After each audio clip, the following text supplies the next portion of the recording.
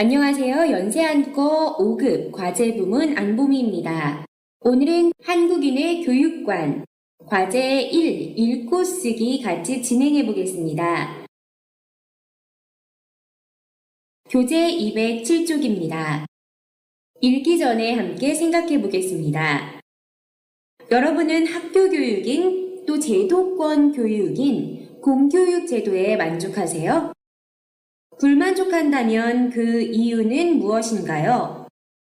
자, 오늘 우리 같이 공교육 제도의 한계로 인한 대안책에 대해서 읽고 이야기해 보겠습니다. 그럼 교재 207쪽 본문 바로 같이 보도록 하겠습니다. 자, 첫 번째 단락입니다. 단어 확인, 한계점, 부각되다, 대안. 자, 대안학교와 홈스쿨링이란 말이 나오죠? 자, 대안학교와 홈스쿨링이 대두된 배경은 무엇입니까? 네, 바로 앞부분에 나오죠? 전통적인 공교육의 문제점 및 한계점이 부각되며 탈학교 운동이 일어나고 있다고 했습니다. 이 탈학교 운동의 일부분으로서 대안학교와 홈스쿨링이 나타났다고 했습니다. 다음 2단락입니다. 단어 확인, 도처. 자, 내용 확인해 볼게요. 대안교육의 방식은 어떻다고 했죠? 네, 다양한 방식을 표방하고 있다고 했습니다. 예를 들어 인간적인 교육, 열린 교육, 공동체 교육 등을 표방하고 있다고 했습니다. 자, 대안학교의 역사는요? 네, 한국은 그렇게 길지 않고 좀 비교적 짧다라고 했고요. 하지만 역사를 살펴보면 유럽에서 20세기 초부터 출현해서 1960년대 이후 세계 도처의 다양한 형태로 등장했다고 했습니다. 다음 3단락입니다. 단어 확인, 불신하다, 확산, 본의, 반란. 홈스쿨링의 확산과 발전이 시사하는 바는요? 네, 바로 학교 교육을 비판하고 불신하는 학부모들이 반란이 시작되었음을 말해준다고 했습니다. 자, 다음입니다. 자, 다음 단락은 어려운 단어는 그렇게 없었고요. 자, 미국의 예시가 제시되고 있죠? 자, 미국적 교육이 국가적으로 인정하고 있는 부분은 뭐라고 했죠? 네, 부모의 자녀 교육에 대한 선택의 권리와 의무를 인정하면서 반드시 국가 기준의 교육을 따를 필요가 없다라고 했습니다. 그래서 부모가 아이에게 홈스쿨링을 제공을 하든 학교를 안 보내든 혼자 교육을 시키든 아니면은 조금 특별한 다른 방법을 선택해서 교육을 시키든 모두 다 부모의 권리로 인정하고 있는 거죠. 마지막 단락입니다. 획일적이다, 첨단, 활성화. 자, 한국 사회에서 홈스쿨링이 늘고 있는 이유는 뭐라고 했죠? 네, 입시 위주의 획일적인 교육, 그리고 또 학교 폭력 등 여러 이유로 학교를 떠나고 있기 때문이라고 했습니다. 그리고 또 한국에서 좀 강한 부분이 또 인터넷, 정보통신망이잖아요. 한국뿐만이 아니죠. 자, 최근 세계화 추세에는 또 정보통신의 발달로 사이버 교육이 활성화되면서 또 학교를 떠나고 있는 학생들이 늘어나고 있다고 했습니다.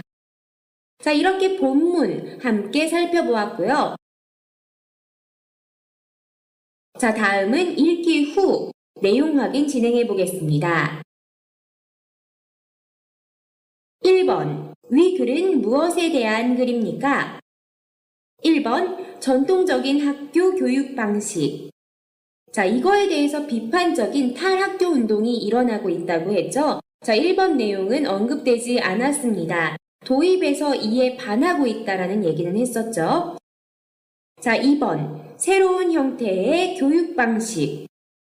아마 2번이 될 것 같아요. 자, 왜냐하면은 아까 1번에 전통적인 학교 교육의 방식에 대해선 언급이 없었지만 이에 대해 문제가 있어서 새로운 형태의 교육 방식들이 나오고 있다라는 말이 있었고요. 그로 인해서 대안학교라든지 홈스쿨링을 언급한 거였잖아요. 자, 그래서 2번이 정답이 되겠습니다. 그 외에 3번 공교육의 문제점도 물론 언급이 됐지만 전체적인 내용은 아니었습니다. 4번 사이버 교육의 필요성에 대해서도 언급한 적이 없죠. 계속해서 2번입니다. 서로 관계 있는 것끼리 연결하십시오. 전통 학교 교육과 관계 있는 거 어떤 거 연결해주면 좋죠? 학교잖아요. 자, 그리고 또 전통적인 방식은 제도 안에 있는 3번의 제도권 학교 교육과 연결해주면 되죠. 자, 두 번째, 대안학교 교육.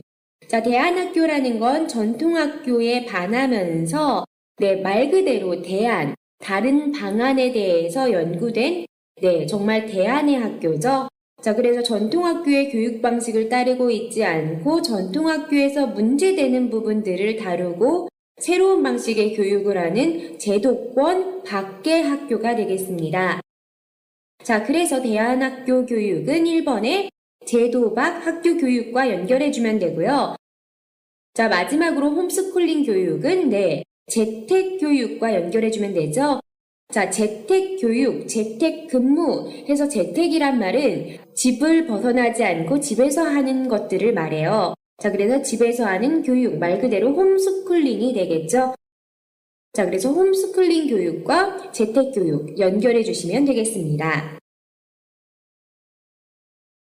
3번. 한국에서 홈스쿨링이 왜 늘고 있습니까? 자, 이 부분이요. 우리 아까 본문에서 바로 확인할 수 있었어요. 몇 단락이었죠? 바로 마지막 5단락이었습니다. 자, 화면 봐주시면요. 자, 한국도 정규 학교에 보내지 않고 홈스쿨링을 선택하는 가정이 늘고 있다라고 하면서 자, 그 뒷부분에 늘고 있는 이유를 붙여주고 있었죠. 자, 첫 번째 정리해보면요. 입시 위주의 획일적인 교육 및 학교 폭력 등 공교육의 폐해 때문이라고 했습니다. 자, 그리고 두 번째로는 첨단 정보통신의 발달로 사이버 교육이 활성화되면서 홈스쿨링은 점점 늘어날 전망이라고 말했습니다. 자, 그래서 이 두 가지 내용 정리해 주시면 되겠습니다. 계속해서 교재 208쪽 4번입니다. 자, 4번부터는 이제 말하기 연습 되겠습니다. 자, 대안학교와 홈스쿨링의 성공 사례입니다. 읽고 이야기해 봅시다. 자, 먼저 표 봐주시면요. 3명의 학생의 사례가 있어요. 첫 번째, 19세 박솔미 학생. 중2에 자퇴를 했고요. 자, 하지만 홈스쿨링이란 교육을 택해서 혼자 스스로 공부해서 검정고시로 중졸, 고졸 자격을 취득했다고 했네요. 자, 검정고시가 뭐냐면요. 중학교, 고등학교 제도권 안에서 학교 교육을 받지 못한 친구들을 위한 자체 국가 시험이에요. 이 시험을 검정고시라고 하고 이 시험을 통과함으로써 3년 동안 중학교나 또 3년 동안 고등학교를 다니지 않았어도 그 자격을 주는 겁니다. 학교 졸업장은 아니지만 그래도 중학교에, 고등학교에 그런 학력을 이수하고 있다라는 증명을 주는 거예요. 우리들은 학교에 안 가요 란 캠프 기획 참여하고 그린피스의 고래보호 운동에 참여한다고 했고요. 뮤직비디오 애니메이션 제작을 했다고 했습니다. 현재 한국예술종합학교 영상이론과 1학년에 재학하고 있네요. 학교 안에서 교육을 받지 않았지만 스스로 공부를 하면서 또 스스로 본인의 흥미와 적성을 찾아서 이것저것 경험을 쌓고 대학 진학까지로 잘 연결된 케이스죠. 다음은 김석경 학생입니다. 17세고요. 고1 자퇴를 했고요. 대안학교에 입학했습니다. 자, 대안학교에 입학한 후에 다양한 동아리 활동과 여행을 많이 했고요. 자, 기숙사 생활을 했고요. 자, 기숙사 생활을 했다라는 건 집을 떠나서 스스로 독립적인 생활을 했다라는 거죠. 중국에서는 아무래도 지역이 넓다 보니까 학교까지 멀어서 기숙사 생활들을 많이 하지만 한국은 땅 되게 작잖아요. 기숙사 생활이 보편적이진 않아요. 중고등학교의 기숙사 생활은 좀 특별한 경험이거든요. 자, 그리고 방학 때 미용학원 수강, 관련 대학 진학 준비 중이라고 했습니다. 자, 이렇게 김석형 학생 또한 자퇴를 한 후에 대안학교를 통해서 본인의 스스로의 경험들을 많이 쌓으면서 본인 스스로 적성을 잘 찾아간 케이스라고 할 수 있겠습니다. 자, 마지막으로 이상현 학생입니다. 19세의 이상현 학생. 중3에 자퇴를 했고요. 대안학교 지금 재학생입니다. 이 학생이 좀 특이한 점은 재활용품으로 연주하는 놀이단의 공연 팀장을 역임했었고 또 재활용품을 이용한 발명품 대회 입상을 했습니다. 재활용품에 굉장히 관심이 많은 학생이네요. 자, 그럼 우리 이 학생들의 사례를 보고 같이 이야기를 해볼게요. 자, 4번에 1번. 세 학생의 공통점을 이야기해 봅시다. 자, 세 학생의 공통점이 뭔가요? 네, 바로 첫 번째, 모두 학교를 자퇴한 학생들이다. 공교육이 아닌 대안교육을 받았거나 홈스쿨링을 통해서 각자 교육을 받았죠. 자, 두 번째는요. 자, 제도권을 확실히 벗어났기 때문에 개인 활용 시간이 아마 많았을 거예요.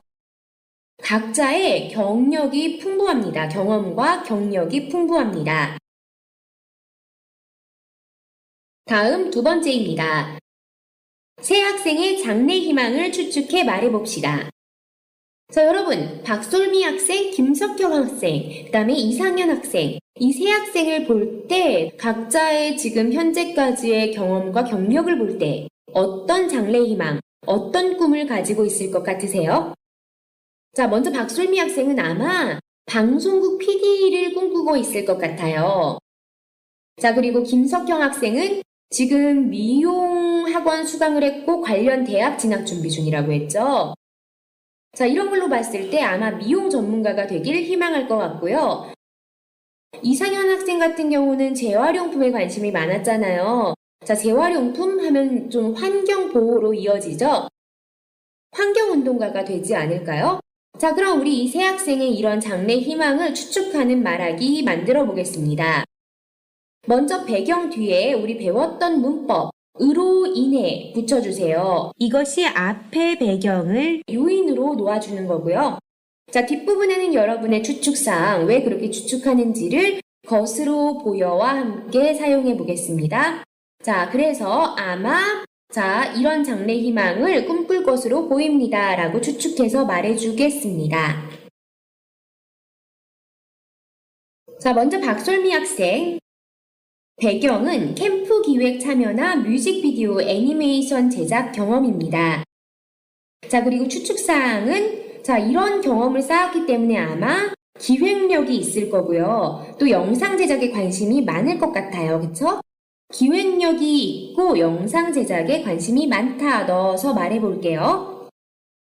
캠프 기획 참여나 뮤직비디오 애니메이션 제작 경험으로 인해 기획력이 있고 영상 제작에 관심이 많을 것으로 보여 아마 방송국 PD를 꿈꿀 것으로 보입니다. 다음 김석형 학생입니다.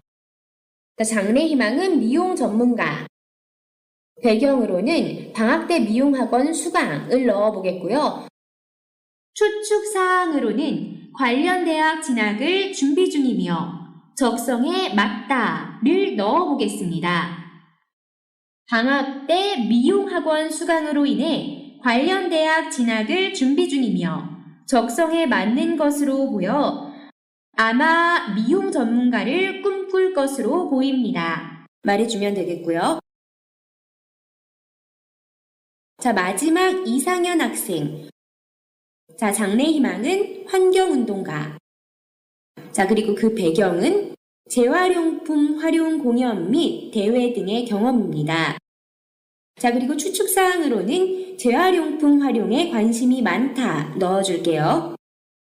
재활용품 활용 공연 및 대회 등의 경험으로 인해 재활용품 활용에 관심이 많은 것으로 보여 아마 재활용품 활용 환경운동가를 꿈꿀 것으로 보입니다. 자, 환경운동가 앞에 자, 이 학생의 조금 특이사항인 재활용품 활용을 넣어준 것 뿐이에요. 자, 이렇게 말해보면 되겠죠? 자, 여기까지 정리되셨나요? 계속해서 4번에 3번입니다. 대안학교와 홈스쿨링이란 교육 형태에 대해 어떻게 생각합니까? 장단점에 대해 이야기해 봅시다. 자, 대안학교 교육 및 홈스쿨링 모두 대안교육이죠. 자, 이런 대안교육의 형태의 장점 먼저 생각해 볼게요. 대안교육의 가장 큰 장점으로는 아무래도 다양하고 유연한 교육 방식을 말할 수 있겠죠. 다양하고 유연한 교육 방식 안에서 학생 개인의 개성을 보다 잘 관찰하고 어떻게 활용해낼지를 잘 알 수 있겠죠. 자, 다양하고 유연한 교육 방식은 또 어떤 결과물을 만들어낼 수 있죠? 네, 두 번째 장점으로는 자, 이러한 교육 방식으로 인한 창의적 결과물을 말할 수 있겠습니다. 학생들 개성을 잘 이끌어내다 보니까 그리고 또 획일된 방식을 택하지 않음으로 인해서 네, 보다 결과물이 창의적으로 나올 수 있겠죠. 자, 반면 단점은요. 자, 아무리 우리가 학교 교육이 싫어요 해도 그 안에서 우리 지금 다 얻어서 나온 것들 많죠. 자, 보편적인 경험이잖아요. 그것들을 통해서 또 소중한 것들을 많이 얻기도 했어요, 우리도. 자, 하지만 대안교육을 택한다는 거는 대다수가 경험하고 있는 보편적인 경험을 포기한다는 이야기가 되겠죠. 자, 그리고 또 아무래도 이런 보편적 경험을 포기하다 보니까 특히나 우리 아시아 사회에서는 좀 사회적 대동성, 그리고 단결성, 획일성 이런 거 중요하게 생각하잖아요. 아시아 사회에서는 아직 조직에서 통일되지 못하는 부분을 잘 받아들이지 못합니다. 자, 대안교육을 택한다라는 거는 이런 시선을 감수해야 된다는 말이 되겠죠. 자, 그럼 우리 첫 번째 장점부터 말하기 연습해 보겠습니다. 자, 장점 1. 대안학교 및 홈스쿨링 등의 공교육을 벗어난 교육 형태의 장점은 첫째. 자, 이 뒷부분에 우리가 아까 이야기한 정리한 장점 붙여주겠습니다. 다양하고 유연한 교육 방식이라고 할 수 있습니다. 자, 세부사항 뒷받침 문장입니다. 자, 우리 배웠던 문법 의랴 사용해서 네, 문장 만들어줘 볼게요. 자, 최근 공교육 안에서는 획일화된 여러 과목을 배우며 과목들 배우면서 우리 해야 되는 게 성적 올리는 거죠. 자, 성적도 올려야 되고 또 한국에서는요, 이런 성적 올릴 시험 말고도 자, 평소에 내주는 과제, 수행평가라고 하거든요. 이 과제 점수가 굉장히 중요해요, 요즘. 자, 이런 수행평가 등의 숙제를 관리하기도 또 바빠요. 자, 성적도 올려야 돼요. 그리고 또 수행평가 관리하면서 숙제 관리도 해야 돼요. 너무 바빠요. 자, 이거 의랴 사용해서 어떻게 말할 수 있죠? 네, 최근 공교육 안에서는 획일화된 여러 과목들을 배우며 성적을 올리랴, 수행평가 등의 숙제를 관리하랴 바쁩니다. 자, 하지만 틀에서 다소 벗어난 대안교육들 안에서는 교과목 위주 학습에 신경 쓰지 않으며 학생의 개성을 보다 잘 관찰하고 이끌어낼 수 있겠습니다. 로 정리해서 말해주면 되겠고요. 자, 장점 두 번째입니다. 또한, 자, 두 번째 말하는 거니까 또한 뒷부분에다가 장점 2 붙여줄게요. 또한 제도를 벗어나 가능한 다양한 교육 시도로 인해 창의적 결과물을 만들어낼 수 있다는 것을 장점으로 들 수 있겠습니다. 해주시고 세부사항 붙여주겠습니다. 뒷받침 문장이요. 자, 공통 보편적인 얘기 해볼게요. 자, 획일화된 공교육 제도 안에서 학생들의 개성도 획일화되기 쉽죠? 자, 이건 너무 보편적인 겁니다. 앞부분에 자, 이런 보편적인 현상 앞에 붙여줄 수 있는 말이죠. 아무래도 붙여줄게요. 아무래도 획일화된 교육제도 안에서는 학생들의 개성 또한 획일화되기 쉬운데 대안교육제도 안에서는 개성을 부각시키며 보다 창의적인 결과물을 만들어낼 수 있겠습니다. 자, 개성을 부각시키다. 이 단어가 조금 어려울 수 있겠는데요. 자, 개성을 이끌어내서 조금 더 내세워준다라는 거죠. 자, 이번에는 단점입니다. 자, 단점이요. 우리 말하기 전에 자, 단점 1 앞에다가 자, 이거 붙여볼게요. 대안학교 및 홈스쿨링 등의 공교육을 벗어난 교육 형태의 단점은 첫째. 자, 뒷부분에 첫 번째 단점이었던 보편적인 경험을 포기해야 하다 넣어볼게요. 보편적인 경험을 포기해야 한다는 데 있습니다. 자, 좀 구체적으로 설명해주는 문장이죠. 자, 물론 보편적인 경험을 포기함으로 인해 얻을 수 있는 것도 있지만 대다수가 하고 있는 보편적 경험 또한 그 사회 안에서는 해볼 만한 가치 있는 경험일 것입니다. 자, 이를 포기한다는 건, 자, 구체적인 의미를 이를 포기해야 한다는 건 뒷부분에 넣어주시면 돼요. 자, 어쨌든 대안교육은 보편적 기회비용을 포기해야 가능하다는 의미가 됩니다. 자, 기회비용이라는 거는 그거죠. 하나를 선택하면서 잃게 되는 비용을 말합니다. 자, 계속해서 단점 2입니다. 자, 또한 뒷부분에 붙여주시면 돼요. 또한 통일성 및 이를 통한 대동성을 강조하는 동아시아 문화권 사회 안에서는 대안교육이 꼭 좋다고만은 할 수 없습니다. 자, 왜 그렇다고 했죠? 네, 보편적인 걸 벗어났다는 것은 아시아 사회 안에서는 사회에 적응하지 못했다라는 의미로 비춰질 수가 있기 때문이에요. 사회 부적응자로 비춰질 수도 있다라는 말 해보겠습니다. 대다수가 경험한 보편적인 교육제도를 벗어났다는 건 아직 아시아 사회 안에서는 자칫 사회에 적응을 하지 못하고 다른 곳으로 벗어난 사회 부적응자로 비춰질 수도 있습니다 해서 말해보면 되겠어요. 자, 마지막으로 209쪽 5번입니다. 5번. 여러분의 학교 생활을 되돌아보고 바람직한 학교 교육은 어떤 것이라고 생각하는지 정리하여 글을 써봅시다. 먼저 여러분 생각해 보실게요. 나는 학교가 이래서 좋았다. 자, 여러분 학교가 좋다라고 생각하는 친구들은 왜 그러신가요?